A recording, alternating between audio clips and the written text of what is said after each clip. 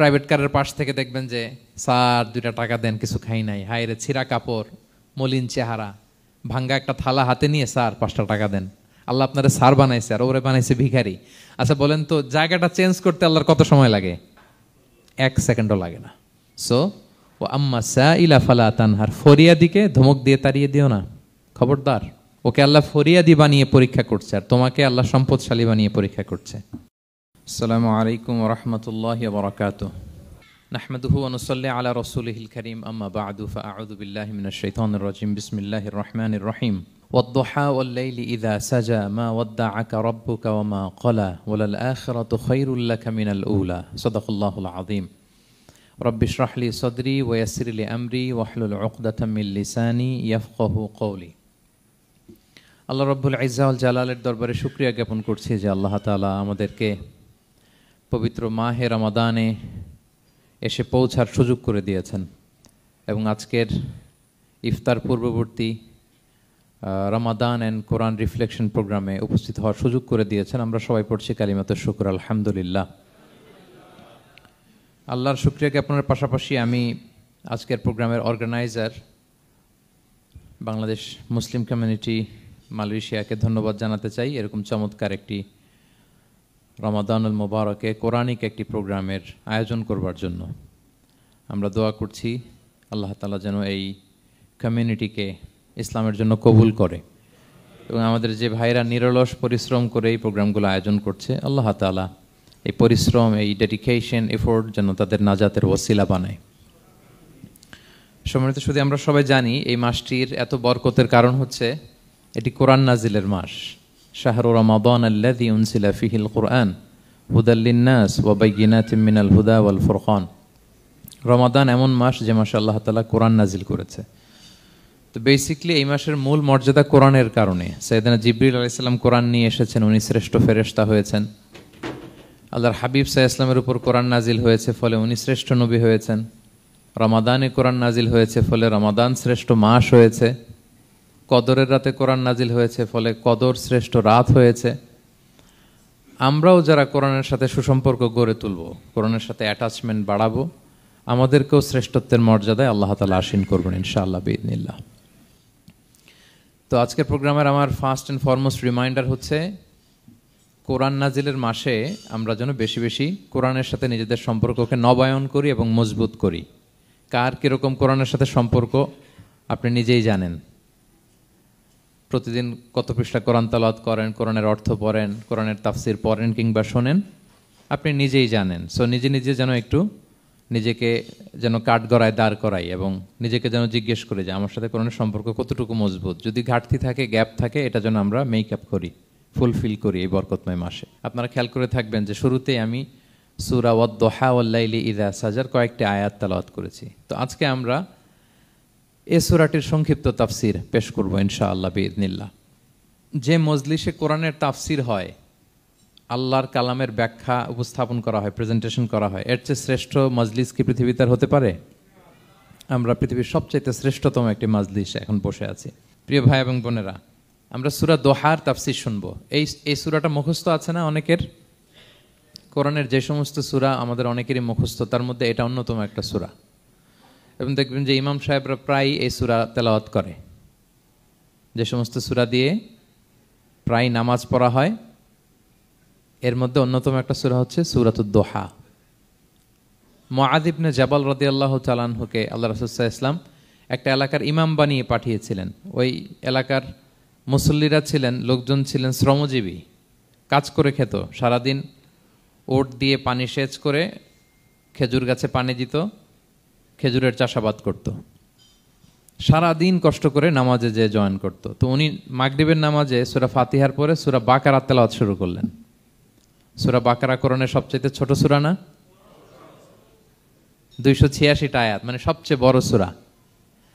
তো মাগরিবের সালাত উনি যখন এত লম্বা তেলাওয়াত ধরলেন, মুসল্লিরা আর ইমাম সাহেবের সাথে থাকতে পারতেছে না। কারণ ওনারা তো, ইমাম সাহেবের হয়তো মন ফুরফুরে, উনি পড়তেছেন মনের আনন্দে দরাজ গলায়, কিন্তু মুসল্লিদের তো অবস্থা খারাপ।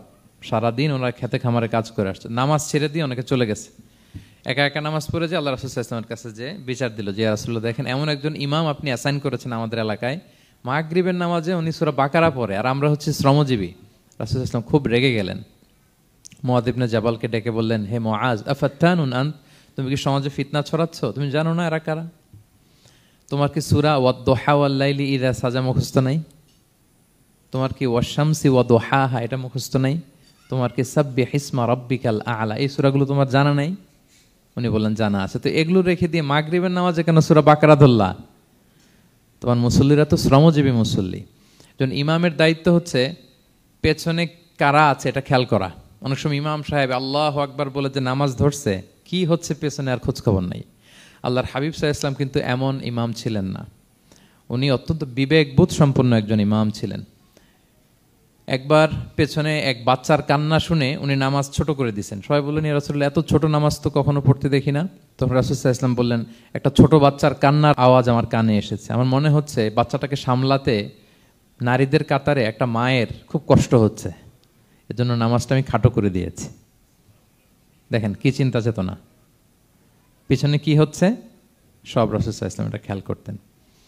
তো এই সূরার একটা ফজিলত আপনি জানলেন যে রাসূল সাল্লাল্লাহু আলাইহি ওয়াসাল্লাম সূরা ওয়াদ-দুহা ওয়াল-লাইলি ইযা সাজা এটা তেলাওয়াত করতে বলেছিলেন মুআয ইবনে জাবাল রাদিয়াল্লাহু তাআলা আনহুকে। এটা কোরআনের 93 নম্বর সূরা। কত নম্বর? এটা মাক্কি সূরা, আর নাজিলের ধারাবাহিকতা অনুযায়ী এটা 11তম সূরা। মানে এই সূরার আগে আরো 10টা সূরা নাজিল হয়েছিল, তার মানে মক্কার একেবারে শুরুর দিকে এই সূরাটা নাজিল হয়েছিল। আপনারা জানেন যে এবছর আমার একটা বই এসেছে এক নজরে কোরআন নামে, সেখানে আমি প্রত্যেকটা সূরার সার সংক্ষেপ নিয়ে সংক্ষেপে, খুব সংক্ষেপে, কখনো যদি সুযোগ হয় আপনারা দেখবেন যে প্রত্যেকটা সূরা 5 পৃষ্ঠার মধ্যে আমরা নিয়ে আসার চেষ্টা করেছি। সেখানে এগুলো পাবেন, সূরাটা কয় নাম্বার, নাজিলের ধারাবাহিকতা কখন, তারপর কোরআন শরীফের মধ্যে কখন, এটার ফজিলত কি, এটার সেন্ট্রাল থিম কি, মেজর থিম কি, কজ এন্ড ইফেক্ট কি, সব কেস স্টাডি থেকে শুরু করে রিফ্লেকশন সব আমরা সেখানে উল্লেখ করেছি। তো এই সূরাটা শুরুর দিকে, একেবারে শুরুর দিকে নাজিল হয়েছে, তার আগে মাত্র 10টি সূরা নাজিল হয়েছে। তো নাজিল হতে হতে 10টা সূরা যখন নাজিল হলো, এরপর অনেক দিন রাসূল সাল্লাল্লাহু আলাইহি ওয়াসাল্লামের কাছে কোনো সূরা নাজিল হয় না। কয়দিন নাজিল হয় না? কোনো বর্ণনায় 15 দিন, কোনো বর্ণনায় 1 মাস, কোনো বর্ণনায় 2 মাস, কোনো বর্ণনায় 6 মাস, টানা 6 মাসের গ্যাপ ওহী নাজিল হয় না। আল্লাহর হাবিব সাল্লাল্লাহু আলাইহি ওয়াসাল্লাম তিনি ওহী মিস করতে শুরু করলেন, যে ঘটনা কি, কোরআন নাজিল হচ্ছে না কেন, হঠাৎ এত গ্যাপ কেন?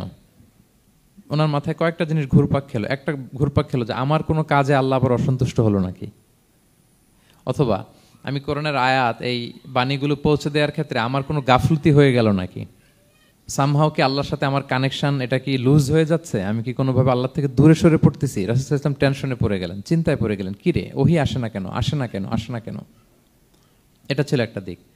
আরেকটা দিক হচ্ছে আল্লাহর হাবিব সাল্লাল্লাহু আলাইহি ওয়াসাল্লামের কাছে কোরআনের আয়াত যাই নাজিল হতো উনি যে লোকদের কাছে প্রচার করে দিতেন, এখন নাজিল হয়েছে এখনই যে প্রচার শুরু, রাতে নাজিল হয়েছে রাতেই প্রচার শুরু, দিনে নাজিল হয়েছে দিনেই প্রচার শুরু, যখন নাজিল তখন প্রচার। কারণ আল্লাহ তাআলা বলেছেন, ইয়া আইয়ুহার রাসূলু বাল্লিগ মা উনজিলা ইলাইক মির রাব্বিক, আপনার রবের পক্ষ থেকে যা নাজিল হয়েছে প্রচার করেন। তো এই যে মাঝখান দিয়ে কয়েক মাস যার কোনো প্রচার টচার করে না, মুশরিকরা টিটকারি মারতে শুরু করলো, বলে কি মুহাম্মদ, তোমার আল্লাহ তোমার ভুলে গেছে বোধহয়, তোমার আল্লাহ বোধহয় তোমাকে আর পছন্দ করে না। আগে তো প্রতিদিন কিছু না কিছু শোনাতা যে এইটা নাজিল হয়েছে, ওইটা আসছে, এই বিধান ওই বিধান, এখন তো কোনো খোঁজখবর নাই। ঘটনা কি? আল্লাহর হাবিব সাল্লাল্লাহু আলাইহি ওয়াসাল্লামের চাচি উম্মে জামিল, আবুল হাবির স্ত্রী, সে আরো খারাপ কথা বললো। সে বলল, ইন্না শাইতানাকা কদ তারাকাক, তোমার কাছে যে একটা শয়তান আসতো এখন বোধহয় আর আসে না মুহাম্মদ, নাউযুবিল্লাহি মিন যালিক। এটা দিয়ে জিবরিল আলাইহিস সালামকে বুঝিয়েছেন। জিবরিল এসে কি কি যেন বলে, কই এখন তো কিছু বলো না। তো রাসূল বলবে কি করে, কারণ তিনি তো মন গড়া কিছু বলতেন না। আল্লাহর হাবিব সাল্লাল্লাহু আলাইহি ওয়াসাল্লাম মনে যা ইচ্ছা হয় মন গড়া কখনো কিছু বলেছেন? আওয়াজ করে বলেন, মন গড়া বলতেন তিনি? ওয়ামা ইয়ানতিকু আনিল হাওয়া ইন হুয়া ইল্লা ওয়াহয়ু ইউহা, আল্লাহর ওহী আসলে সেটা শোনাতেন। তো ওহীও আসে না, উনি শোনাতেও পারে না, ওহীও নাই, উনি শোনাতেও পারে না। এই যে একটা কষ্টকর মুহূর্ত রাসূল সাল্লাল্লাহু আলাইহি ওয়াসাল্লামের, কিরে মাসের পর মাস চলে গেল ওহী আসতেছে না কেন, আমার কি কোনো ভুল হচ্ছে নাকি, আল্লাহকে আমাকে অপছন্দ করলেন? রাসূল সাল্লাল্লাহু আলাইহি ওয়াসাল্লাম যখন এরকম দুশ্চিন্তিত, পেরেশান, অ্যাংজাইটিতে পড়ে গেলেন, ভারাক্রান্ত, ঠিক তখন রাসূল সাল্লাল্লাহু আলাইহি ওয়াসাল্লামকে সান্ত্বনা দেওয়ার জন্য এই সূরাটা আল্লাহ নাজিল করেছেন। সান্ত্বনা দেওয়ার জন্য এই সূরাটা বেশ আশা জাগানিয়া সূরা, মোটিভেশনাল সূরা, ইন্সপিরেশনাল সূরা। আপনার মন খারাপ হলে আপনি এই সূরাটা পড়বেন, এই সূরাটা, এবং এটার পরে আরেকটা সূরা আছে, সূরাতু আলাম নাশরাহ, আপনার মন ভালো হয়ে যাবে। এটাকে দি অ্যান্টি ডিপ্রেসেন্ট সূরা বলে, মানে ডিপ্রেশন কাটায় ফেলে। আমাদের এরকম অনেক সময় হয় না যে হতাশ, দেয়ালে পিঠ ঠেকে গেছে, কোনো বের হওয়ার রাস্তা নাই, কই যাব, কোথাও সফলতা নাই, সবাই আমাকে ভুল বুঝতেছে, এরকম মাঝে মাঝে হয় না? আমাদের সবার লাইফে আপস অ্যান্ড ডাউনস আছে। আপনি যখন ভারাক্রান্ত হবেন, কষ্টে থাকবেন, এই সূরাটা পড়বেন, দেখবেন যে আপনার ডিপ্রেশন দূর হয়ে গেছে। তো আল্লাহর হাবিব সাল্লাল্লাহু আলাইহি ওয়াসাল্লাম যখন এরকম ভারাক্রান্ত ছিলেন, চিন্তিত ছিলেন, তখন আল্লাহর হাবিব সাল্লাল্লাহু আলাইহি ওয়াসাল্লামকে চিন্তামুক্ত করবার জন্য আল্লাহ তাআলা এই চমৎকার সূরাটি নাজিল করেছেন। আল্লাহ নাজিল করলেন, আউযু বিল্লাহি মিনাশ শাইতানির রাজিম, বিসমিল্লাহির রহমানির রহিম, ওয়াদ-দুহা ওয়াল-লাইলি ইযা সাজা মা ওয়াদ্দাআকা রাব্বুকা ওয়া মা ক্বালা ওয়ালাল আখিরাতু খায়রুল লাকা মিনাল উলা ওয়ালা সাউফা ইউতিকা রাব্বুকা ফাতারদা। আল্লাহ তাআলা বললেন ওয়াদ-দুহা, আলোর শপথ। আমি একবার সরল বঙ্গানুবাদ করি, তারপরে আমি তাফসিরে ঢুকছি। ওয়াদ-দুহা, আলোর শপথ। ওয়াল-লাইলি ইযা সাজা, রাতের শপথ, যখন রাত নিঝুম নিস্তব্ধ হয়। মা ওয়াদ্দাআকা রাব্বুকা ওয়া মা ক্বালা, নবী হে, আপনার রব আপনার উপর অসন্তুষ্টও হয় নাই, আপনাকে ছেড়েও যায় নাই, আপনার রব আপনার সাথেই আছে। আলহামদুলিল্লাহ। ফিল করবেন যে আল্লাহ আমার সাথে আছে। সবসময় এটা ফিল করতে হবে যে আল্লাহ তাআলা আমার সাথে আছেন, তিনি আমাকে ভুলে যান নাই, ছেড়ে যান নাই। আরে তার রহমত ছাড়া তো একটা শ্বাস নেওয়া তো আমার সম্ভব না, ঠিক কিনা বলেন? আল্লাহর রহমত ছাড়া একটি সেকেন্ড এই পৃথিবীতে সার্ভাইভ করা কি আমাদের পক্ষে সম্ভব না। ওয়ালাল আখিরাতু খায়রুল লাকা মিনাল উলা, নবী হে, আপনার পরবর্তী সময় পূর্ববর্তী সময়ের চেয়ে অনেক ভালো হবে ইনশাআল্লাহ। মানে good days are coming in your life, ভালো সময় আসতেছে। ওয়ালা সাউফা ইউতিকা রাব্বুকা ফাতারদা, আর আপনার রব আপনাকে এত দিবেন আপনি খুশি হয়ে যাবেন। আপনার রব আপনাকে এত দিবেন আপনি নিয়ে কুলাতে পারবেন না। আলাম ইয়াজিদিকা ইয়াতীমান ফাআওয়া, নবী আপনি কি ইয়াতীম ছিলেন না? তিনি কি আপনাকে আশ্রয় দেননি? ওয়া ওয়াজাদাকা দাল্লান ফাহাদা, আপনি পথ খুঁজতেছিলেন, আল্লাহ আপনাকে পথ দেখিয়েছেন। ওয়া ওয়াজাদাকা আইলান ফাআগনা, আপনি নিঃস্ব রিক্ত হস্ত ছিলেন, আল্লাহ তাআলা আপনাকে ধনী বানিয়েছেন। ফাআম্মাল ইয়াতীমা ফালা তাকহার, খবরদার এতিমের সাথে কখনো কঠোর হবেন না। ওয়া আম্মা সাইলা ফালা তানহার, ফরিয়াদি যে সোয়াল করে হাত পাতে তাকে ধমক দিয়ে তাড়িয়ে দিবেন না। ওয়া আম্মা বিনি'মাতি রাব্বিকা ফাহাদ্দিস, আর আপনার রবের যে নেয়ামত আপনার প্রতি, এটার বর্ণনা করুন। সুবহানাল্লাহ। এ হচ্ছে সরল অনুবাদ সূরাতুদ দুহার। এবার আসুন আমরা এটার তাফসিরে ঢুকি। আল্লাহ তাআলা প্রথমে দুইটা শপথ করলেন, কসম করলেন, দুইটা ওথ। আমরা যদি সংক্ষেপে ভাগ করি তাহলে 11 আয়াত বিশিষ্ট এই সূরাতে প্রথম 2 আয়াতে দুইটা শপথ আছে, তারপরের 3টা আয়াতে রাসূল সাল্লাল্লাহু আলাইহি ওয়াসাল্লামকে 3টা কনফার্মেশন দেওয়া হয়েছে, সুসংবাদ দেওয়া হয়েছে। এরপরের 3টা আয়াতে আল্লাহর হাবিব সাল্লাল্লাহু আলাইহি ওয়াসাল্লামের অতীতে আল্লাহ কি নেয়ামত দিয়েছেন সেটার একটা রিমাইন্ডার দেওয়া হয়েছে। আর সবশেষে 3টা ওয়ার্ক প্ল্যান দেওয়া হয়েছে, কর্মসূচি, সেগমেন্ট। আপনি এক নজরে কোরআন এগুলো পাবেন, এরকম সেগমেন্ট আকারে আমরা ভাগ করেছি।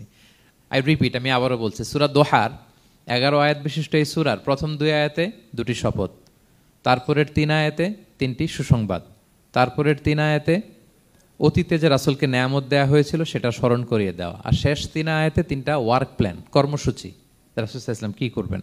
ক্লিয়ার হয়ে গেছে না সূরাটা? আসুন এবার তাফসিরে ঢুকি। আল্লাহ তাআলা বললেন ওয়াদ-দুহা, নবী আলোর শপথ। আলো, দোহা মানে আলো। আমার সাথে আওয়াজ করে বলুন, দোহা মানে কি? আলো, সকালের আলো, প্রভাতের সূর্য কিরণ। দিনের প্রথম অংশে একটা সানশাইন থাকে না, খুব চমৎকার লাগে 9টা 10টার দিকে, হ্যাঁ, সানশাইন। এই সকালের সানশাইনটাকে আরবিতে বলে দোহা। এই জন্য এই সময় আল্লাহর হাবিব সাল্লাল্লাহু আলাইহি ওয়াসাল্লাম নামাজ পড়তেন, এটাকে বলে সলাতুদ দোহা, মানে দোহার নামাজ।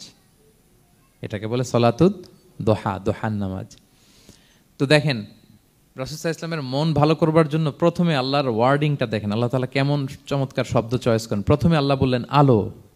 আলো বললেই তো মনটা ভালো হয়ে যায়, কি বলেন? এই আলো মানে আশার আলো, সম্ভাবনার আলো, প্রশান্তির আলো। ওয়াদ-দুহা, আলোর শপথ। মানে নবী আপনি হতাশ হবেন না, হাল ছাড়বেন না, ভরসা রাখুন। আপনি ঘর থেকে বের হন, দেখুন কি চমৎকার আলো। It's a beautiful day out there, জান, হোয়াট এ নাইস সানশাইন। কি চমৎকার উজ্জ্বল প্রভাতের সূর্য কিরণ। এত চমৎকার জলজলে সানশাইনিং এনভায়রনমেন্টে আপনার মন খারাপ হয় কি করে? ওয়াদ-দুহা, দোহার শপথ, মানে প্রভাতের সূর্য কিরণের শপথ। আবার বললেন ওয়াল-লাইলি ইযা সাজা, রাতের শপথ, যখন সে রাত নিঝুম হয়, গভীর হয়, নিস্তব্ধ হয়, দুইটা শপথ, আলোর শপথ আর রাতের অন্ধকারের শপথ। আলোর শপথ বলে বেসিকলি আল্লাহ তাআলা ওহির আগমনকে বুঝিয়েছেন, আর রাতের শপথ বলে আল্লাহ তাআলা বেসিকলি ওহির অনুপস্থিতিকে বুঝিয়েছেন। মানে রাত দিন দুইটাই যেমনি লাগে, আল্লাহ তাআলা বোঝাতে চাইলেন নবী আপনি টেনশন করবেন না, আমি উইথ ইউ, আমি আপনার সাথে আছি। ওহি আসা না আসা দুইটাই গুরুত্বপূর্ণ।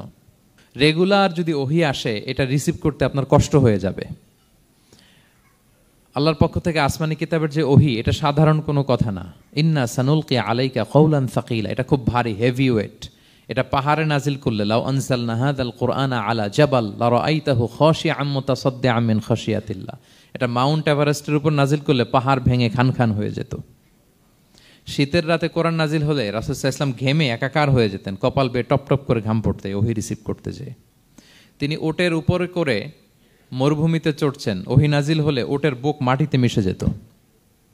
এক সাহাবার মাথায়, পায়ের মধ্যে মাথা রেখে রাসূল সাল্লাল্লাহু আলাইহি ওয়াসাল্লাম শুয়েছিলেন, তখন ওহি নাজিল হলো, সাহাবা বলছেন ওহির ভারে মনে হচ্ছে যে আমার পায়ের হাড্ডিটাই ফেটে যাবে। তার মানে এটা খুব ভারী বাণী, খুবই ভারী, এটা সাধারণ কোনো কালাম না। তো এই যে রাসূল সাল্লাল্লাহু আলাইহি ওয়াসাল্লামের কাছে যে ওহি নাজিল হচ্ছিল, এটা যদি রেগুলার নাজিল হয়, এটা রিসিভ করা রাসূল সাল্লাল্লাহু আলাইহি ওয়াসাল্লামের জন্য সহজ হবে না, কঠিন হয়ে যাবে।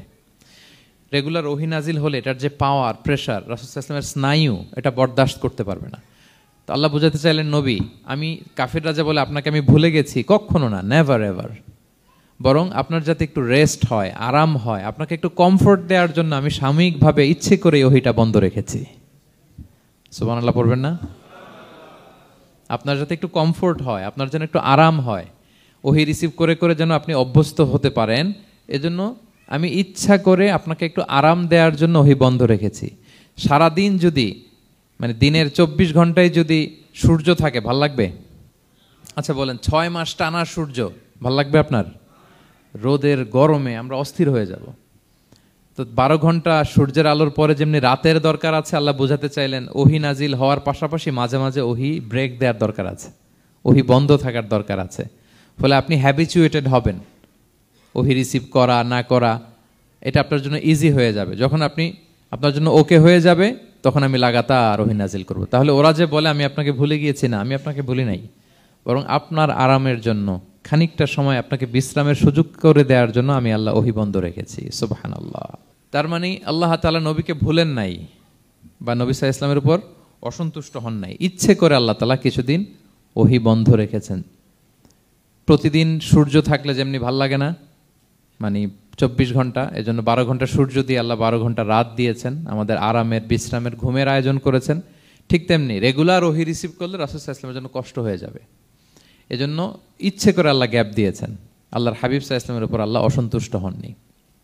এটাই আল্লাহ তাআলা বললেন যে ওয়াদ-দুহা ওয়াল-লাইলি ইযা সাজা, প্রভাতের সূর্য কিরণের শপথ, রাতের নিঝুম নিস্তব্ধ পরিবেশের শপথ।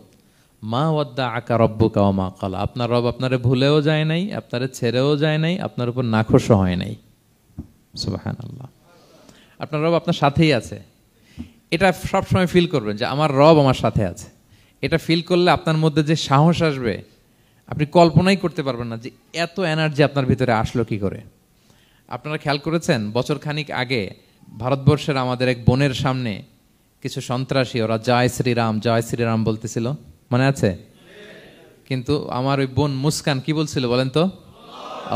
তার এক আল্লাহু আকবারে from north to south, from east to west, the entire globe প্রকম্পিত হয়েছে। আমরা সবাই পড়েছি আল্লাহু আকবার, সবাই আমরা কি পড়েছি? আল্লাহু আকবার। কারণ সে ফিল করেছে যে আল্লাহ আমার সাথে আছে। মনকে তুমি বুঝিয়ে বলো আল্লাহ আছেন আমার সাথে, এটা ফিল করতে হবে। আল্লাহর হাবিব সাল্লাল্লাহু আলাইহি ওয়াসাল্লামকে আল্লাহ তাআলা এইটাই অ্যাসিউরেন্স দিলেন, কনফার্মেশন দিলেন যে মা ওয়াদ্দাআকা রাব্বুকা ওয়া মা ক্বালা, আপনার রব আপনাকে ভুলে যায় নাই, আপনার রব আপনার প্রতি অসন্তুষ্ট হয় নাই। আমি ইচ্ছা করে ওহিটা বন্ধ রেখেছি যাতে আপনার আরাম হয়। সুবহানাল্লাহ। আল্লাহর হাবিব সাল্লাল্লাহু আলাইহি ওয়াসাল্লামের প্রতি আল্লাহ তাআলা কতটা টেক কেয়ার করতেন দেখেন। রেগুলার ওহি নাজিল হলে রাসূল সাল্লাল্লাহু আলাইহি ওয়াসাল্লামের কষ্ট হয়ে যাবে, এজন্য তিনি কিছুদিন ওহি বন্ধ রেখে রাসূল সাল্লাল্লাহু আলাইহি ওয়াসাল্লামকে বিশ্রামের ব্যবস্থা করে দিয়েছেন। তাহলে প্রথম 3টা আয়াত ক্লিয়ার না সবার কাছে? আচ্ছা, প্রথম 2টো আয়াতে 2টা শপথ গেল, এরপরে 3টা সুসংবাদ। সুসংবাদের প্রথমটা হলো আমি ভুলিও নাই ছাড়িও নাই, আপনার সাথে আছে। এরপর আল্লাহ বললেন ওয়ালাল আখিরাতু খায়রুল লাকা মিনাল উলা, নবী হে আপনার পরবর্তী সময় পূর্ববর্তী সময়ের চেয়ে ভালো হবে, নিশ্চয়ই আপনার পরবর্তী সময় পূর্ববর্তী সময়ের চেয়ে ভালো হবে। তার মানে গুড ডেইজ আর কামিং, ভালো সময় আপনার জীবনে আসছে, আপনি হতাশ হবেন না, নিরাশ হবেন না। এরপর আল্লাহ তাআলা বললেন ওয়ালা সাউফা ইউতিকা রাব্বুকা ফাতারদা, নবী হ্যাঁ আপনার রব আপনাকে এত দিবে আপনি খুশি হয়ে যাবেন, আপনার রব আপনাকে এত নেয়ামত দান করবে আপনি আপনার রবের প্রতি সন্তুষ্ট হয়ে যাবেন। সুবহানাল্লাহি বিহামদি। এবং তাই হয়েছে। যারা আপনারা সিরাত পড়েছেন, যারা আল্লাহর হাবিব সাল্লাল্লাহু আলাইহি ওয়াসাল্লামের জীবনী নিয়ে ধারণা রাখেন, তারা দেখবেন যে আল্লাহর রাসূল সাল্লাল্লাহু আলাইহি ওয়াসাল্লাম যেখানেই মনে কষ্ট পেয়েছেন, বিষণ্ণ, চিন্তিত, তখনই আল্লাহ তাআলা রাসূল সাল্লাল্লাহু আলাইহি ওয়াসাল্লামের চিন্তা দূর করে রাসূল সাল্লাল্লাহু আলাইহি ওয়াসাল্লামকে সন্তুষ্ট করেছেন। যখনই রাসূল সাল্লাল্লাহু আলাইহি ওয়াসাল্লামের মনে কষ্ট, তিনি চিন্তিত, তখনই আল্লাহ তাআলা ওনাকে হ্যাপি করেছেন। কাইন্ড অফ রাসূলকে হ্যাপি করাই আল্লাহর কাজ, আল্লাহর হাবিব সাল্লাল্লাহু আলাইহি ওয়াসাল্লামকে হ্যাপি করাই আল্লাহ তাআলার কাজ। দেখেন কিভাবে আল্লাহ তাআলা আল্লাহর হাবিব সাল্লাল্লাহু আলাইহি ওয়াসাল্লামকে হ্যাপি করেছেন, একটু খেয়াল করে দেখেন। মক্কাতে যখন খুব জটিল অবস্থা, দাওয়াতি কাজ চালিয়ে নেওয়াটা রাসূল সাল্লাল্লাহু আলাইহি ওয়াসাল্লামের জন্য কষ্ট হয়ে যাচ্ছে, নমুসলিম সাহাবাদের উপর অত্যাচার, তখন আল্লাহর হাবিব সাল্লাল্লাহু আলাইহি ওয়াসাল্লাম দেখলেন যে এই মক্কার দুজনের একজনকে আমার চাই, তাদের একজন যদি ইসলামের ছায়াতলে আসে তাহলে ইসলামের পাল্লাটা ভারী হয়। কারা? একজন হচ্ছে ওমরে ফারুক আর একজন আবু জাহাল। দুজনের একজন তখন ইসলাম ধর্ম গ্রহণ করে নাই। তো রাসূল সাল্লাল্লাহু আলাইহি ওয়াসাল্লাম কেঁদে কেঁদে আল্লাহর কাছে ফরিয়াদ জানালেন, আল্লাহুম্মা আইজ্জাল ইসলামা বিআহাব্বি হাযাইন আর রাজুলাইনি ইনদাক। আল্লাহ, আমি কাউকে স্পেসিফিক তোমার কাছে চাই না, শুধু এটাই বলি, দুজন লোকের নাম বলবো, এই দুজন লোকের মধ্যে থেকে যাকে তোমার পছন্দ হয় তাকে তুমি ইসলামের ছায়াতলে এনে ইসলামকে শক্তিশালী করো। এক হচ্ছে আবু জাহাল, আরেক হচ্ছে ওমরে ফারুক।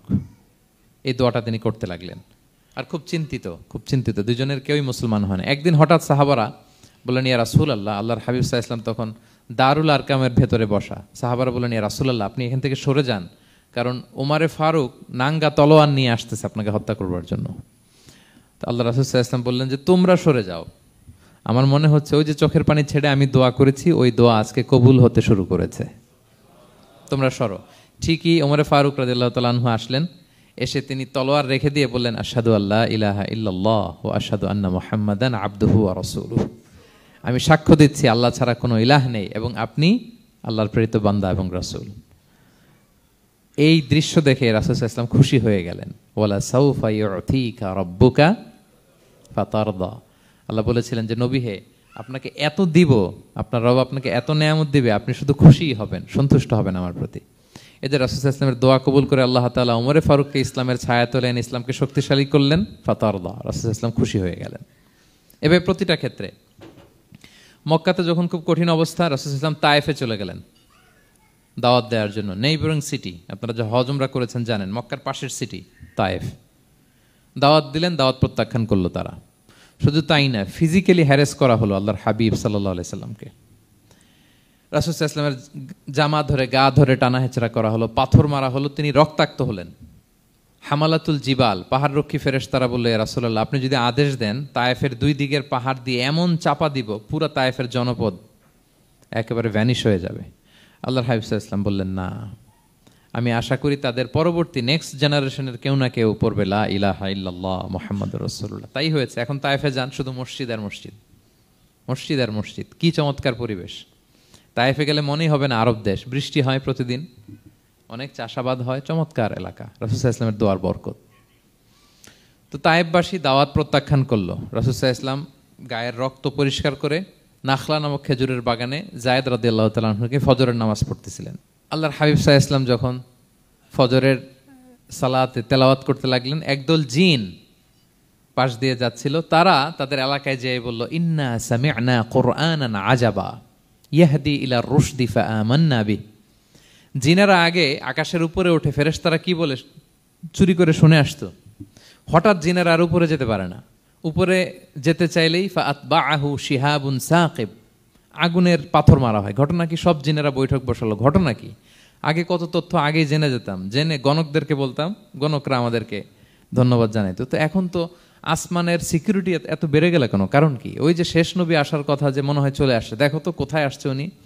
খুঁজতে খুঁজতে খুঁজতে একদল ওই দিন ফজরের সময় আল্লাহর হাবিব সাল্লাল্লাহু আলাইহি ওয়াসাল্লাম রক্তাক্ত হয়ে ফজরের সালাত যখন পড়তেছেন, ওই কোরআন তেলাওয়াত শুনে তারা এলাকায় যেয়ে বলল যে ইন্না সামি'না কুরআনান আজাবা, এক আজীব কোরআন শুনে আসছি, ইয়াহদি ইলা রুশদি, এই কোরআন মানুষকে হেদায়েতের পথে নিয়ে যায়। ফা আমান্না বি, আমরা ঈমান এনে ফেললাম। সুবহানাল্লাহ পড়েন। তো রাসূল সাল্লাল্লাহু আলাইহি ওয়াসাল্লাম তো এটা জানেন না। আল্লাহ তাআলা জিবরাইল মারফত জানালেন যে হে নবী, আপনি এসেছিলেন ম্যানকাইন্ডকে দাওয়াত দিতে তায়েফের, তারা দাওয়াত গ্রহণ করে নাই, ম্যানকাইন্ড রিজেক্ট করেছে। কিন্তু আরেকটা জাতি আছে যাদেরকে আপনি দেখেন না, তাদেরকে বলে জিন কাইন্ড, মানে জিন জাতি। পুরো জিন জাতি কালিমা পড়ে মুসলমান হয়ে গিয়েছে নবী। বলে সাউফা ইউতিকা রাব্বুকা ফাতারদা, নবী আপনার রব আপনাকে এত নেয়ামত দিবেন আপনি খুশি হয়ে যাবেন। নবী সাল্লাল্লাহু আলাইহি ওয়াসাল্লাম ওইখানে আবার খুশি হয়ে গেলেন, রক্তাক্ত, ইনজুর্ড। কিন্তু যখন শুনলেন মানুষ জাতি তারা ঈমান আনে নাই, কিন্তু জিন জাতি তারা ঈমান এনেছে, আল্লাহর হাবিব সাল্লাল্লাহু আলাইহি ওয়াসাল্লাম আবার আনন্দিত হলেন। তাহলে আল্লাহর হাবিব সাল্লাল্লাহু আলাইহি সাল্লামকে আনন্দিত করাই হচ্ছে আল্লাহর কাজ, খুশি রাখাই হচ্ছে আল্লাহর কাজ। সুবহানাল্লাহি বিহামদি। আল্লাহর হাবিব সাল্লাল্লাহু আলাইহি সাল্লামের বয়স যখন 50 বছর, ওনার কাছের দুজন আত্মীয় মারা গেল। ওনার প্রিয়তমা স্ত্রী খাদিজা রাদিয়াল্লাহু তাআলা আনহা ইন্তেকাল করলেন, ওনার প্রিয় চাচা আবু তালেব ইন্তেকাল করলেন। দুজনই শেল্টার দিত, একজন ঘরে একজন বাইরে। আবু তালেবের কারণে কেউ রাসূল সাল্লাল্লাহু আলাইহি সাল্লামের গায়ে হাত তোলার সাহস পায় নাই। তো উনি যখন ইন্তেকাল করলেন, রাসূল সাল্লাল্লাহু আলাইহি সাল্লাম বিপদে পড়ে গেলেন। সারাদিন কাফেরদের বকা ঝকা গালি খেয়ে ঘরে যখন আসতেন, খাদিজা রাদিয়াল্লাহু তাআলা আনহার কথা শুনলে ওনার হৃদয়টা প্রশান্ত হয়ে যেত। তো বাইরের চাচাও নাই, ভেতরের স্ত্রীও নাই, দুজনই মারা গেলেন ওই বছর। ওই বছরকে বলা হয় আমুল হুজন, মানে দুশ্চিন্তার বছর। এত ভারাক্রান্ত আল্লাহর হাবিব সাল্লাল্লাহু আলাইহি ওয়াসাল্লাম হলেন, চিন্তিত হলেন, মনটা ভেঙে খান খান। আল্লাহ তাআলা কিন্তু ঠিকই বুঝেন যে তার হাবিবকে কখন হ্যাপি করতে হবে। আল্লাহ তাআলা তখন সাইয়েদনা জিবরাইল আলাইহিস সালামকে পাঠালেন যে যাও, আমার বন্ধুকে আর পৃথিবীতে থাকার দরকার নাই, আমার বন্ধুকে ঊর্ধ্ব জগতের নৈশ ভ্রমণের ইনভাইটেশন দিয়ে আসো, মানে মেরাজের ইনভাইটেশন দিয়ে আসো। পড়েন সুবহানাল্লাহ। সুবহানাল্লাযী আসরা বিআবদিহি লাইলাম মিনাল মাসজিদিল হারামি ইলাল মাসজিদিল আকসা, মসজিদে হারাম থেকে মসজিদুল আকসায়, তারপরে উপরে সুম্মা দানা ফাতাদাল্লা ফাকানা কাবা কাউসাইনি আও আদনা। আল্লাহর আরশে চড়ে গেলেন, জান্নাত জাহান্নাম দেখিয়ে, নতুন কিছু গিফট দিয়ে, তার পেয়ারা হাবিবের মন ভালো করে এরপরে আবার দুনিয়ায় পাঠালেন। ওয়ালা সাউফা ইউতিকা রাব্বুকা ফাতারদা, নবী হে আপনাকে এত নেয়ামত দিব, আপনি শুধু খুশিই হবেন আর সন্তুষ্ট হবেন। সুবহানাল্লাহ। এবার বুঝতে পারতেছেন কিভাবে আল্লাহর হাবিবকে আল্লাহ তাআলা খুশি করেছেন। মক্কায় আর থাকতে পারতেছেন না, এমন অবস্থা যে কোনো সময় আল্লাহর হাবিব সাল্লাল্লাহু আলাইহি ওয়াসাল্লামকে হত্যা করা হবে। আল্লাহ তাআলা আল্লাহর হাবিবের জন্য নতুন জায়গার ব্যবস্থা করে দিলেন, তওবা কিংবা তাইবা, যেটাকে আমরা মদিনা বলি। তিনি মদিনায় গেলেন, আবার রাসূল সাল্লাল্লাহু আলাইহি ওয়াসাল্লামের হৃদয় প্রশান্ত হলো। কিন্তু মদিনায় যে তিনি কাবাকে মিস করতে আরম্ভ করলেন। আল্লাহর হাবিব সাল্লাল্লাহু আলাইহি ওয়াসাল্লাম নবী হওয়ার পরে টানা 14 বছর কিবলা ছিল কিন্তু বাইতুল মাকদিস। কিন্তু মক্কায় যখন তিনি ইবাদত করতেন, তিনি বাইতুল মাকদিসের দিকেই হয়েই নামাজ পড়তেন, কিন্তু সামনে কাবাটারে রাখতেন। কথা বুঝতে পেরেছেন? মক্কায় যখন তিনি নামাজ পড়তেন 13 বছর, কিবলা যেহেতু বাইতুল মাকদিস, বাইতুল মাকদিসের দিকেই হয়ে নামাজ পড়তেন, কিন্তু মাঝখানে রাখতেন কোনটারে? কাবাকে। তাহলে কেমন যেন কাবাই তার সামনে। আচ্ছা, কিন্তু মদিনায় যখন গেলেন, এখন তো আর সুযোগ নাই, কাবা একদিকে, বাইতুল মাকদিস আরেক দিকে, এখন কাবাকে আর সামনে রাখা যাচ্ছে না। মিস করতে লাগলেন কাবাকে। আর প্রত্যেক নামাজের পরে আকাশের দিকে তাকায় থাকেন, ইস আল্লাহ যদি আয়াত নাজিল করে আমার জন্মস্থান যে মক্কা, আমার পূর্বপুরুষ ইব্রাহিম আলাইহিস সালামের যে ওই কাবার দিকে যদি কিবলাটা ঘুরাই দিত, কতই না ভালো হতো। আল্লাহ বলেন যে আপনি যে কদ নারা তাকাল্লুবা ওয়াজহিকা ফিস সামা, নবী আপনি যে আকাশের উপর চেহারা উঠিয়ে মনে মনে কি চান আমি তো বুঝি। আল্লাহর হাবিব সাল্লাল্লাহু আলাইহি ওয়াসাল্লামকে খুশি করার জন্য আল্লাহ আয়াত নাজিল করলেন, ফাওয়াল্লি ওয়াজহাকা শাতরাল মাসজিদিল হারাম। নবী হ্যাঁ, আপনাকে খুশি করার জন্য নতুন বিধান নাজিল করলাম। এখন থেকে, ফ্রম রাইট নাও, আপনি যখনই নামাজ পড়বেন এখন থেকে কাবামুখী হয়ে আপনি সালাত আদায় করবেন। তাহউইলুল কিবলা, কিবলা পরিবর্তন হয়ে গেল। সুবহানাল্লাহি ওয়া বিহামদি। আপনারা মসজিদে নববীর পাশে মদিনাতে একটা মসজিদ দেখবেন, এটাকে বলে মসজিদ যুল কিবলাতাইন। এমন মসজিদ যে মসজিদে এক নামাজে 2 কিবলা শেয়ার করা হয়েছিল।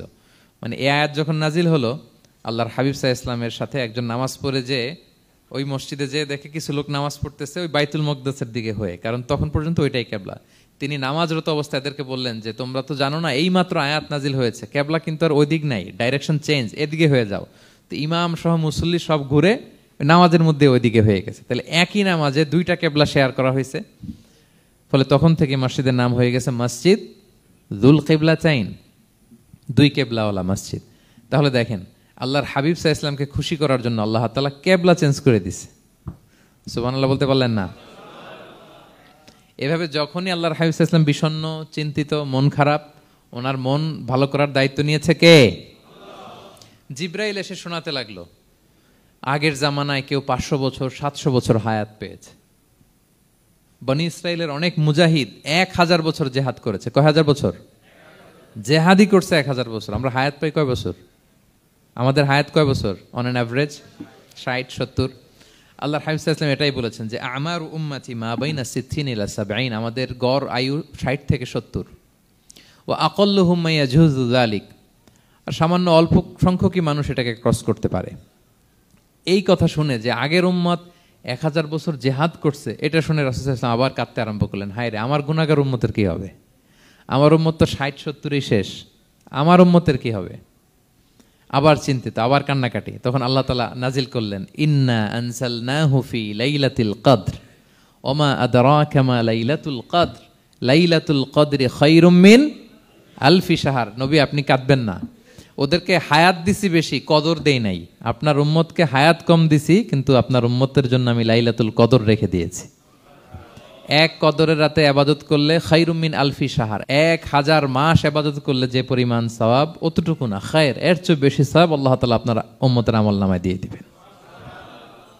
আবার আল্লাহর হাবিব সাল্লাল্লাহু আলাইহি ওয়াসাল্লাম মন ভালো হয়ে গেল। ওয়ালা সাউফা ইউতিকা রাব্বুকা, সবাই বলেন ওয়ালা সাউফা ইউতিকা রাব্বুকা ফাতারদা। নবী হে এত দিব, আপনি শুধু হ্যাপি হবেন, হ্যাপি। এরপরে বদরের যুদ্ধে বিজয় দান করলেন, মক্কা বিজয় দান করলেন, তাবুক যুদ্ধে বিজয় দান করলেন। সব শেষে জান্নাতে ওনার জন্য স্পেশাল একটা জায়গা থাকবে, ওই জায়গায় কেউ বসতে পারবে না। জায়গাটার নাম মাকামে মাহমুদ। ওয়া মিনাল লাইলি ফাতাহাজ্জাদ বিহি নাফিলাতাল লাকা আসা আন ইয়াবআসাকা রাব্বুকা মাকামাম মাহমুদা। ওই মাকামে মাহমুদের সিংহাসনে আল্লাহর হাবিব সাল্লাল্লাহু আলাইহি ওয়াসাল্লাম বসবেন, ওনার জন্য স্পেশাল, খাস, কেউ এখানে বসতে পারবে না। তার মানে হ্যাপি শুধু দুনিয়াতেই করবে না আল্লাহ তাআলা আল্লাহর হাবিবকে, আখিরাতেও করবে। আল্লাহর হাবিব সাল্লাল্লাহু আলাইহি ওয়াসাল্লামকে কাউসার দেয়া হবে, ইন্না আতাইনা কাল কাউসার। হে নবী আপনাকে কাউসার দিয়েছি, এমন হাউজে কাউসার, যে হাউজে কাউসারের সামনে পান পেয়ালা, যেটা দিয়ে পানি নিয়ে আপনি উম্মতকে খাওয়াবেন, এটার সংখ্যা আকাশের তারা যত বেশি তার চেয়েও বেশি। হাউজে কাউসারের পানি এটা দুধের চেয়েও সাদা, বরফের চেয়েও ঠান্ডা, মধুর চেয়েও মিষ্টি। এক ঢোক যে খাবে চিরকালের জন্য তার গলা থেকে তৃষ্ণা মিটে যাবে। He will never ever be thirsty again. একবার খাইছে তো শেষ। পেতে চান সেটা আল্লাহর হাবিবের কাছ থেকে? আমরা পেতে চাই কি চাই না বলেন? ইন্না আতাইনা কাল কাউসার। নবী আপনাকে আমি কাউসার দিয়েছি। সব শেষে আল্লাহর হাবিব সাল্লাল্লাহু আলাইহি ওয়াসাল্লাম সুপারিশ করার অনুমতি পাবেন, যেদিন কেউ সুপারিশ করতে পারবে না। সবাই বলবে নফসি নফসি নফসি নফসি, থার থার করে কাঁপবে। এক একজন নবী, ইব্রাহিম আলাইহিস সালাম, ঈসা আলাইহিস সালাম, মুসা আলাইহিস সালাম, থার থার করে কাঁপবে। আর আল্লাহর হাবিব সাল্লাল্লাহু আলাইহি ওয়াসাল্লাম ওই মাকামে মাহমুদে সিংহাসন ফেলে দিয়ে সেজদায় শুধু কাঁদতে থাকবে, আর সেজদার মধ্যে বলবে উম্মতি উম্মতি উম্মতি উম্মতি। হে আল্লাহ আপনি আমার গুনাহগার উম্মতকে বাঁচান, আল্লাহ আপনি আমার গুনাহগার উম্মতকে বাঁচান, আল্লাহ আপনি আমার গুনাহগার উম্মতকে বাঁচান। আল্লাহ তাআলা এটা সহ্য করতে না পেরে জিবরাইল আলাইহিস সালামকে বলবেন যে ওয়াসআলহু মা ইউবকিক, জিবরাইল যাও জিজ্ঞেস করো তো আমার বন্ধু এত কাঁদে কেন, কি চায় জিজ্ঞেস করো। তো আল্লাহর হাবিব সাল্লাল্লাহু আলাইহি ওয়াসাল্লাম বলবেন আল্লাহুম্মা উম্মতি উম্মতি, আল্লাহ আমার উম্মতকে বাঁচান, আমার গুনাহগার উম্মতকে বাঁচান। আল্লাহ তাআলা এবার জিবরাইল মারফত বলবেন যে ইযহাব ইলা মুহাম্মদ সাল্লাল্লাহু আলাইহি ওয়াসাল্লাম, যাও মুহাম্মদের কাছে যাও, ওয়াকুল লাহু, তাকে বলো দুনিয়াতে যেমনি কখনো কষ্ট পেতে দেই নাই, বারবার তাকে হ্যাপি করেছি, খুশি করেছি। ওয়া ইন্না সানুরদিকা ফি উম্মাতিকা ওয়ালা নাসুউক, আজকের এই কঠিন দিনেও আমার হাবিবকে আমি কষ্ট দিব না, তার উম্মতের ব্যাপারেও তাকে আমি খুশি করে দেব। তার গুনাহগার উম্মতের ব্যাপারেও আজকে মুহাম্মদ সাল্লাল্লাহু আলাইহি ওয়াসাল্লামকে আমি খুশি করে দেব। আল্লাহর হাবিব সাল্লাল্লাহু আলাইহি ওয়াসাল্লাম তখন সুপারিশ শুরু করবেন। আল্লাহু আকবার, আল্লাহু আকবার। ওয়ালা সাউফা ইউতিকা রাব্বুকা ফাতারদা। নবী হে আপনাকে এত নেয়ামত দিব আপনি নিয়ে কুলাতে পারবেন না। সব শেষে এই গুনাহগার উম্মতকে সুপারিশ করে জাহান্নাম থেকে নাম কাটিয়ে সবাইকে নিয়ে তিনি একটা ফ্ল্যাগ হাতে নিয়ে তিনি জান্নাতের দিকে ছুটবেন। ওই ফ্ল্যাগের মধ্যে লেখা থাকবে আলহামদু। কি লেখা থাকবে? মানে প্রশংসা, প্রশংসার পতাকা। নিজেও তো প্রশংসিত। মুহাম্মদ মানে কি জানেন? মুহাম্মদ মানে কি? প্রশংসিত। এই কারণে মুহাম্মদ সাল্লাল্লাহু আলাইহি ওয়াসাল্লামকে মক্কার লোকেরা গালি দিয়েও শান্তি পেত না।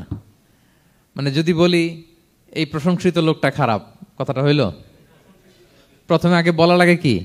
প্রশংসিত। মুহাম্মদ মানে কি? তো এই জন্য মক্কার লোকেরা রাসূল সাল্লাল্লাহু আলাইহি ওয়াসাল্লামকে মুহাম্মদ না বলে ডাকতো মুদাম্মাম, মানে নিন্দিত। তো মুদাম্মাম তো রাসূলের নাম না, রাসূল সাল্লাল্লাহু আলাইহি ওয়াসাল্লামের নাম কি? মুহাম্মদ, প্রশংসিত। এই জন্য গালি দিয়েও তারা মজা করতে পারতো না, সুবিধা করতে পারতো না। গালি দিলেও আগে প্রশংসা করে নেওয়া লাগতো। প্রথমে বলতো মুহাম্মদ পাগল, এরকম বলতো নাউযুবিল্লাহ, তার মানে প্রশংসিত লোকটা পাগল হইলো, এটা গালি হয়েছে? ঘুরে ফিরে তো প্রশংসাই হয়ে গেল। তো আল্লাহর হাবিব সাল্লাল্লাহু আলাইহি ওয়াসাল্লাম লিওয়াউল হামদ, প্রশংসার ফ্ল্যাগ নিয়ে বিশাল উম্মতকে নিয়ে জান্নাতে অভিমুখে যাবেন এবং জান্নাতের দরজায় হি উইল বি দা প্রথম নক করবেন উনি। তখন জান্নাতের রক্ষী ফেরেশতা বলবে মান আনতা, কে? আল্লাহর হাবিব সাল্লাল্লাহু আলাইহি ওয়াসাল্লাম বলবেন আনা মুহাম্মদ, আমি মুহাম্মদ। তো ফেরেশতা বলবে আমরা দাঁড়ায় আছি এজন্য আল্লাহ বলে দিয়েছেন মুহাম্মাদের আগে কাউকে যেন এন্ট্রি দেয়া না হয়, আপনার আগে যেন কারো জন্য জান্নাতের দরজা না খুলি, স্পেশাল উপর থেকে অর্ডার আছে। আপনি যেহেতু নক করেছেন, ওয়েলকাম, আসেন। পুরো উম্মাহ নিয়ে আল্লাহর হাবিব সাল্লাল্লাহু আলাইহি ওয়াসাল্লাম জান্নাতে ঢুকবেন। ওয়ালা সাউফা ইউতিকা রাব্বুকা ফাতারদা, নবী হে আপনাকে অচিরেই এত নেয়ামত দিব আপনি সন্তুষ্ট হয়ে যাবেন। প্রথম দুইটা শপথ গেল, এরপর তিনটা সুসংবাদ গেল। এরপর আল্লাহ তাআলা অতীতে যে নবীর পাশে ছিলেন, অতীতে যে বিভিন্ন নেয়ামত দিয়ে আল্লাহর হাবিব সাল্লাল্লাহু আলাইহি ওয়াসাল্লামকে আল্লাহ তাআলা ধন্য করেছেন, এগুলো রিমাইন্ডার দিচ্ছেন যে নবী আপনি কেন চিন্তিত হন, আমি আগেও ছিলাম আপনার সাথে, এখনো আছি, ভবিষ্যতেও থাকবো। তিনি বললেন আলাম ইয়াজিদকা ইয়াতীমান ফাআওয়া, তিনি কি আপনাকে ইয়াতীম অবস্থায় পাননি, তিনি কি আপনাকে আশ্রয় দেননি? আপনারা জানেন আল্লাহর হাবিব সাল্লাল্লাহু আলাইহি ওয়াসাল্লাম যখন মায়ের পেটে, তখনই তার পিতা দুনিয়া থেকে ইন্তেকাল করেছেন। মায়ের পেটে তার বয়স হচ্ছে 6 মাস, দুনিয়াতে আসেননি আল্লাহর হাবিব সাল্লাল্লাহু আলাইহি ওয়াসাল্লাম রাহমাতাল লিল আলামিন। মায়ের পেটে থাকা অবস্থায় বাবা হারিয়েছেন, দুনিয়াতে আসলেন 6 বছর বয়সে, তিনি মাকে হারিয়েছেন।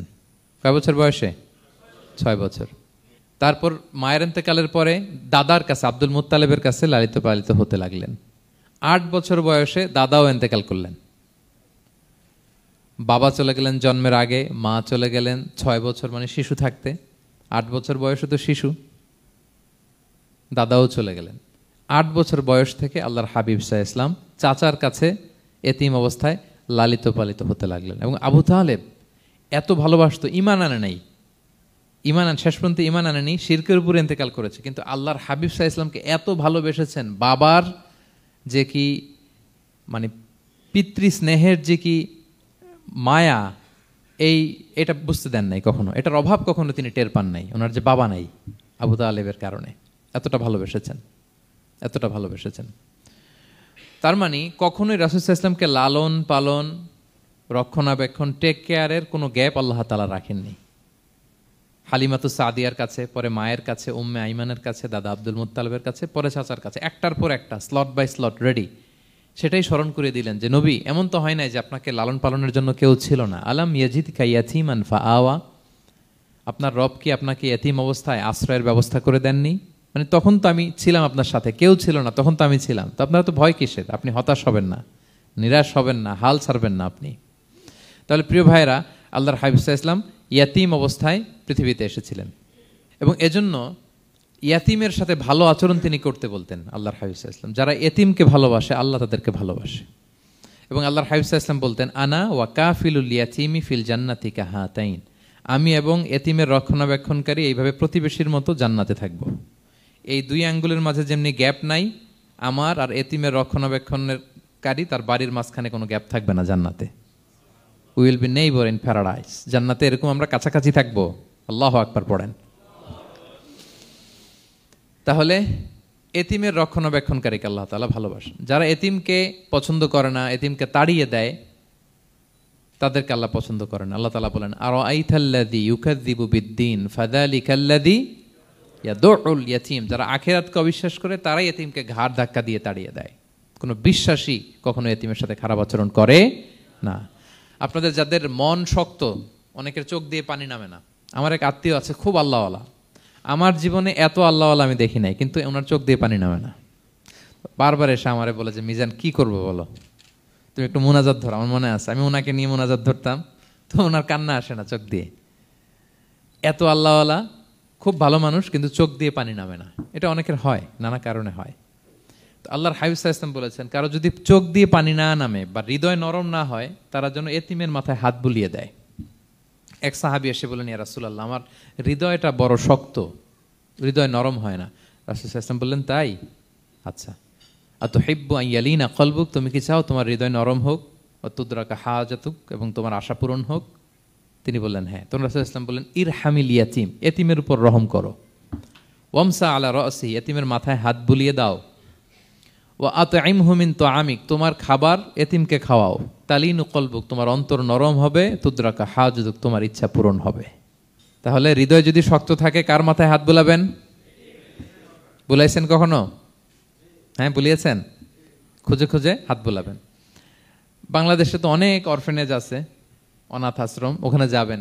সুযোগ হলে একদিন যে একটু লাঞ্চ করলেন ওদের সাথে বসে, ডিনার করলেন, একসাথে খেলেন, ওদের মাথায় হাত বুলিয়ে দিলেন, সাধ্যমতো কিছু উপহার হাতে তুলে দিলেন, আপনার ইচ্ছা পূরণ হবে আর আপনার হৃদয় নরম হবে ইনশাআল্লাহ।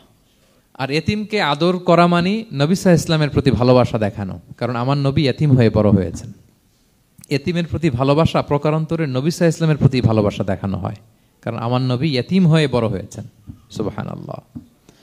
কিন্তু তার বিপরীতে আমরা সমাজে কি দেখি? এতিমের মাথায় হাত বুলানো তো দূরের কথা, এতিমের সম্পদও খেয়ে ফেলে অনেকে। হ্যাঁ, এরকম আছে না? এতিমের সম্পদ দেদারসে গিলতেছে। কি যে আমাদের চিন্তাধারা! দেখবেন, যে লোকটা এতিমের সম্পদ গিলে, ওরা রোজা অবস্থায় এক ঢোক পানি গিলাতে পারবেন কিনা দেখেন। যে বলেন একটু পানি খান তো, যে খাবে না কেন? হারাম। তো ওই হারাম কিন্তু গিলতেছে ইচ্ছা মতো। রোজা অবস্থায় এক ফোঁটা আপনি পানি গিলাতে পারবেন না, এরে কেন? হারাম।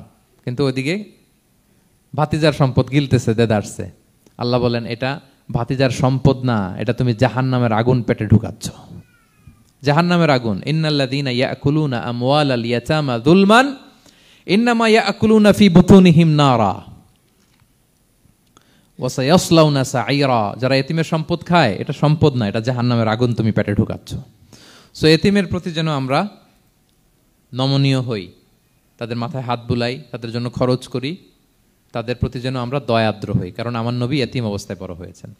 তাহলে নবী সাল্লাল্লাহু আলাইহি ওয়াসাল্লামকে এটা স্মরণ করে দিলেন, নবী আপনি তো এতিম ছিলেন, আমি তো আপনাকে রক্ষণাবেক্ষণের ব্যবস্থা করছি। আর কি করেছি?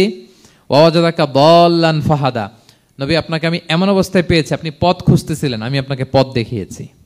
You are searching the right path and I guided you to the right sense of direction. আপনি পথ খুঁজতেছিলেন, আমি পথ দেখাইছি। এখানে দল্লানের অর্থ পথভ্রষ্ট করা যাবে না। ওয়াজাদাকা দল্লান, হে নবী আপনাকে আমি পথভ্রষ্ট পেয়েছি, পরে পথ দেখাইছি, এরকম বলা যাবে না। এটা আল্লাহর হাবিব সাল্লাল্লাহু আলাইহি ওয়াসাল্লামের ক্ষেত্রে প্রযোজ্য নয়। অনেক বাংলা তাফসীর অর্থে আমি দেখেছি পথ হারা, নবী আপনাকে আমি পথ হারা পেয়েছি, পথ দেখেছি, এটাও খুব একটা সুন্দর না। সবচেয়ে সুন্দর হচ্ছে নবী আপনি পথ খুঁজতেছিলেন, সত্যের অনুসন্ধানী ছিলেন। অনেক সময় দেখবেন অনেক পথিক যেতে যেতে এমন এক জায়গায় যায়, দেখে 3 রাস্তা কিন্তু কোনো সাইনবোর্ড নাই। পুরাতন রাস্তাগুলোতে এরকম অনেক সময় হতো না আমাদের, 3 দিকে রাস্তা, কোনো সাইনবোর্ড নেই, তো যাবো কই? এটা বুঝালেন যে নবী আপনি পথ খুঁজতেছিলেন, আমি আপনাকে দেখিয়েছি, হে নবী এটাই সিরাতুল মুস্তাকিমের পথ। ওয়াজাদাকা দাল্লান ফাহাদা, আপনি পথ খুঁজতেছিলেন, আমি আপনাকে পথ দেখিয়েছি। তো ছোটবেলায় সাথে ছিলাম, পথ খুঁজতেছিলেন, পথ দেখালাম, আমি আপনার ভুললাম কোথায়? কাফিরদের কথায় মন খারাপ করেন কেন যে তারা বলে আমি আপনাকে ভুলেছি, ছেড়েছি? নো, নেভার এভার, আমি আপনার সাথেই আছি। তারপরে আল্লাহ তাআলা বললেন, ওয়াজাদাকা আইলান ফাআগনা, তিনি আপনাকে রিক্ত হস্ত, নিঃস্ব পেয়েছেন, সম্পদহীন অবস্থায় পেয়েছেন, পরে সম্পদশালী করেছেন। সুবহানাল্লাহ। আল্লাহর হাবিব সাল্লাল্লাহু আলাইহি ওয়াসাল্লাম শুরুতে সম্পদের অত যোগান ছিল না, পরে খাদিজা রাদিয়াল্লাহু তাআলা আনহার সাথে যখন বিয়ে হলো, আল্লাহ তাআলা সম্পদের কষ্ট দূর করলেন, কারণ খাদিজা রাদিয়াল্লাহু তাআলা আনহা অনেক বড় ব্যবসায়ী ছিলেন। বিয়ের আগে পার্টনারশিপে বিজনেস ছিল রাসূল সাল্লাল্লাহু আলাইহি ওয়াসাল্লামের সাথে। আল্লাহর হাবিব সাল্লাল্লাহু আলাইহি ওয়াসাল্লাম শ্রম দিয়েছেন, খাদিজা রাদিয়াল্লাহু তাআলা আনহার ইনভেস্টমেন্ট ছিল। তো ওই শ্রমে খাদিজা রাদিয়াল্লাহু তাআলা আনহার এক বান্ধবী, তিনি এমন প্রশংসা করলেন এসে আল্লাহর হাবিব সাল্লাল্লাহু আলাইহি ওয়াসাল্লামের ব্যাপারে যে এমন লোক আমি দেখি নাই, ওনার কথা বার্তা, চলন, কথন, ডিলিং সব আলাদা। পুরো কাফেলার মধ্যে উনি একরকম, পুরো কাফেলা আরেক রকম। এই কথা শুনে তো খাদিজা রাদিয়াল্লাহু তাআলা আনহা আকৃষ্ট হলেন যে এরকম একজন সৎ লোকই তো আমার চাই। প্রস্তাব দেয়া হলো, চাচাদের কাছে বিয়ে হয়ে গেল। এবং বিয়ের পরে খাদিজা রাদিয়াল্লাহু তাআলা আনহা নারীদের মধ্যে সর্বপ্রথম শাহাদা বাক্য পড়ে মুসলমান হয়েছিলেন। নিজের সব সম্পদ আল্লাহর হাবিব সাল্লাল্লাহু আলাইহি ওয়াসাল্লামের পায়ের সামনে এনে দিয়ে দিলেন, ইয়া রাসূলুল্লাহ আমার সম্পদ মানে আপনার সম্পদ, ইসলামের জন্য যত মনে চায় আপনি খরচ করেন।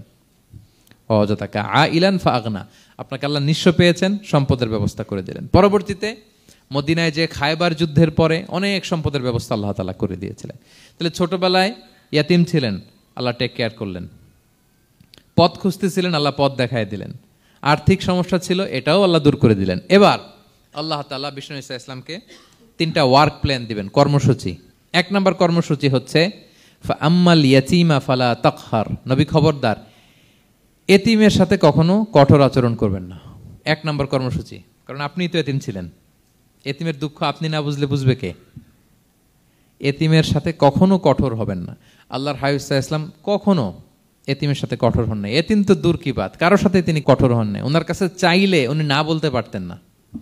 নো, নাই, দিব না, এটা বলতে জানতেন না। নো ওনার ডিকশনারিতে ছিল না, চাইলেই দিতেন। একবার আল্লাহর হাবিব সাল্লাল্লাহু আলাইহি ওয়াসাল্লামের কাছে একটা জামা। কয়টা? আপনার জামা কয়টা? আমার জামা কয়টা? জুব্বা তখন কয়টা ছিল? মাত্র একটা। এক ফরিয়াদি এসে বলে, ইয়া রাসূলুল্লাহ আতিনি কামিসান, আমার একটা জামা দেন, আমার জামা নাই। নবী সাল্লাল্লাহু আলাইহি ওয়াসাল্লামের জামা কয়টা তখন? ওনার কাছে চাইলে উনি না বলতে পারতেন? খুলে দিয়ে দিছেন, নাও। এখন ওনার জামা আছে কয়টা? তো জামাও নাই, বেরও হতে পারে না। কি এক মুসিবত! আল্লাহ তাআলা আয়াত নাজিল করলেন, ওয়াল্লাযীনা ইযা আনফাকু লাম ইউসরিফু ওয়া লাম ইয়াকতুরু ওয়া কানা বাইনা যালিকা কাওয়ামা। নবী হে, যারা বিশ্বাসী তারা দানের সময় ভারসাম্য করবে। মানে অনেকগুলো থাকলে আপনার একটা দিতেন, ছিলই যখন একটা, ওইটার হকদার তো ফরিয়াদির চেয়ে আপনি বেশি। এখন যে দিয়ে দিলেন, আপনি পড়বেন কি? অনেকগুলো থাকলে না হয় আপনি দিতেন, ছিলই একটা, এটার সবচেয়ে যোগ্য, অধিকতম যোগ্য এবং হকদার তো আপনি। সুবহানাল্লাহ, সুবহান। কি নবী ছিল, কি নবী ছিল! না বলতে পারতেন না, মানুষকে ফিরিয়ে দিতে জানতেন না। আল্লাহ বললেন, নবী হে, আপনার প্রথম কর্মসূচি ফাআম্মাল ইয়াতীমা ফালা তাকহার। খবরদার, এতিমকে কখনো, এতিমের প্রতি কঠোর হবেন না। 1 নম্বর কর্মসূচি। এটা শুধু নবীর জন্য কর্মসূচি নাকি আমাদের জন্য না? হ্যাঁ, সবার জন্য। এতিমদের সাথে যেন আমরা রূঢ় ভাষী না হই, তাদের সাথে যেন রূঢ় আচরণ না করি। 2 নম্বর, ও আম্মা সাইলা ফালা তানহার। ফরিয়াদিকে ধমক দিবেন না, হাত পাতলে ধমক দিবেন না। আমরা অনেক সময় ধমক দেই, আপনারা দেন কখনো? না, আমরা দিতে পারবো না। ধমক দিতে নিষেধ করেছেন আল্লাহ তাআলা। আম্মা সাইলা ফালা তানহার। যদি না থাকে বুঝিয়ে বলেন যে এখন পারতেছি না, কিন্তু ধমক দিবেন না কখনো। কারণ আপনি এখন বড় সাহেব হয়ে গেছেন, প্রাইভেট কারের পাশ থেকে দেখবেন যে স্যার 2টা টাকা দেন, কিছু খাই নাই। হায় রে, ছিঁড়া কাপড়, মলিন চেহারা, ভাঙ্গা একটা থালা হাতে নিয়ে, স্যার 5টা টাকা দেন। আল্লাহ আপনারে স্যার বানাইছে আর ওরে বানাইছে ভিখারি। আচ্ছা বলেন তো, জায়গাটা চেঞ্জ করতে আল্লাহর কত সময় লাগে?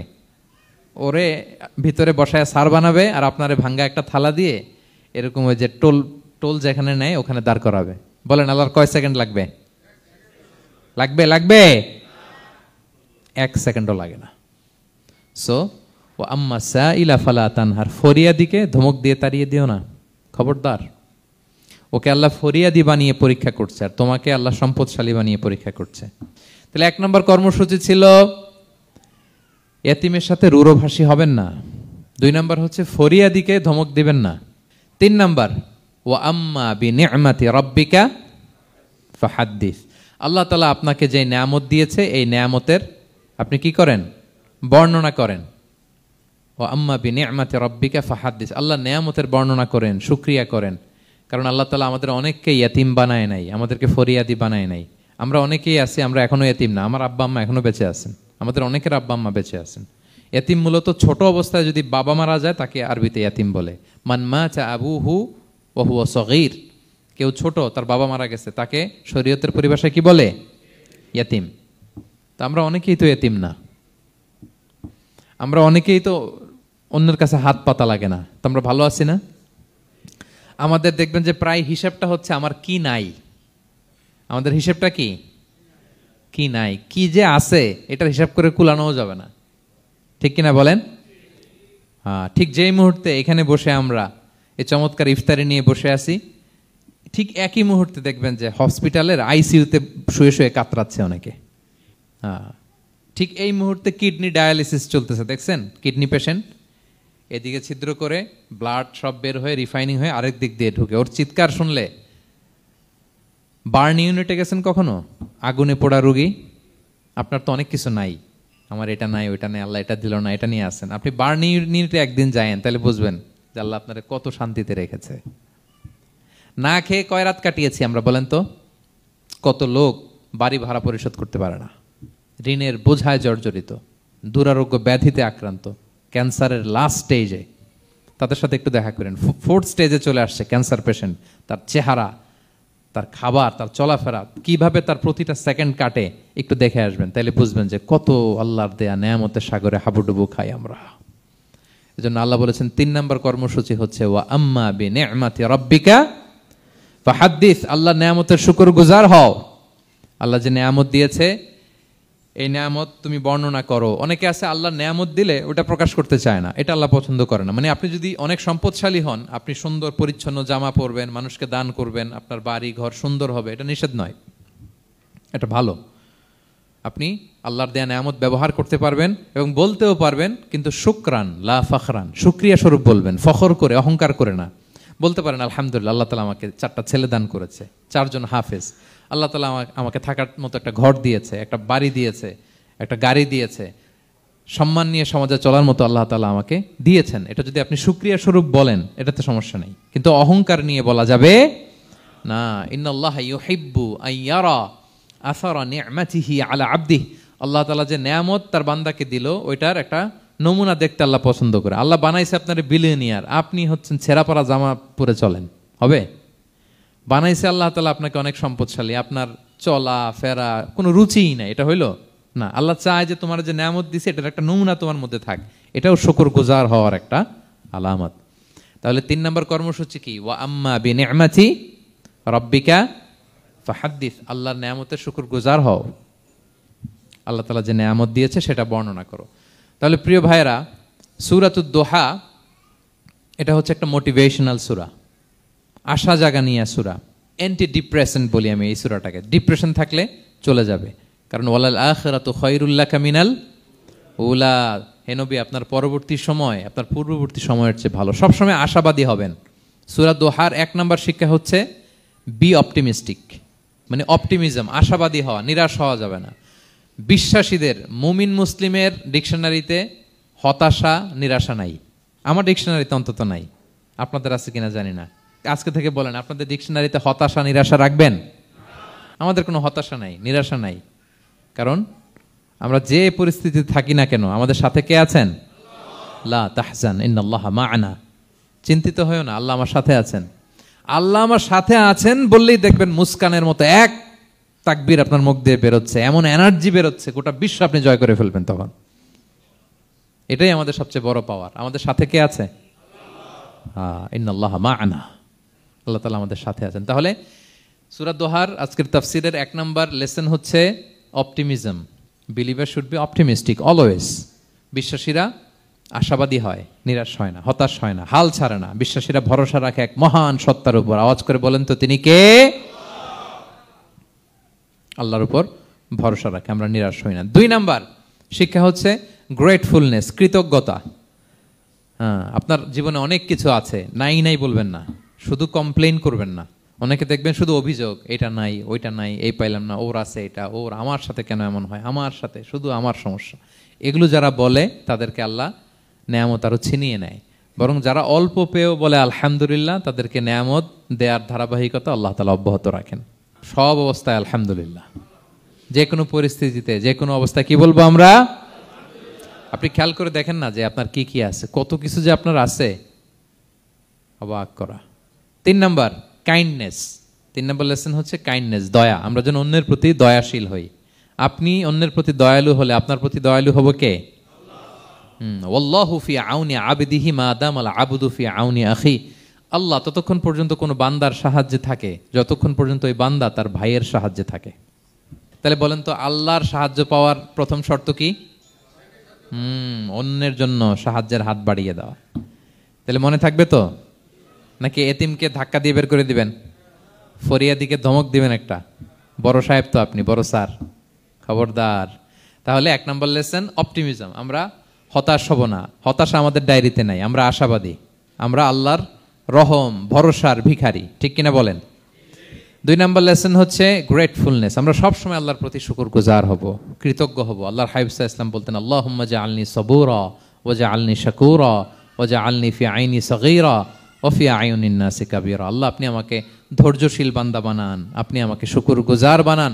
আল্লাহ আমার চোখে আমাকে ছোট বানান, আল্লাহ গোটা বিশ্বের মানুষের চোখে, জনতার চোখে আমাকে বড় বানান। আওয়াজ করে পড়েন আমিন। এই দোয়াটা বেশি বেশি পড়বেন। আর সব শেষে আমরা যেন কাইন্ড হতে পারি, অন্যের প্রতি দয়ালু হতে পারি। যে রহম করে সে রহম প্রাপ্ত হয়, যে অন্যকে দয়া দেখায় সে আল্লাহর পক্ষ থেকে দয়া পায়। আল্লাহ তাআলা আমাদের সবাইকে কথাগুলো বোঝার ও আমল করার তৌফিক দান করুক। হাযা মা ইনদি ওয়াল ইলমু ইনদাল্লাহি আলাইহি তাওয়াক্কালতু ওয়া ইলাইহি উনীব। আসসালামু আলাইকুম ওয়া রাহমাতুল্লাহি ওয়া বারাকাতুহু।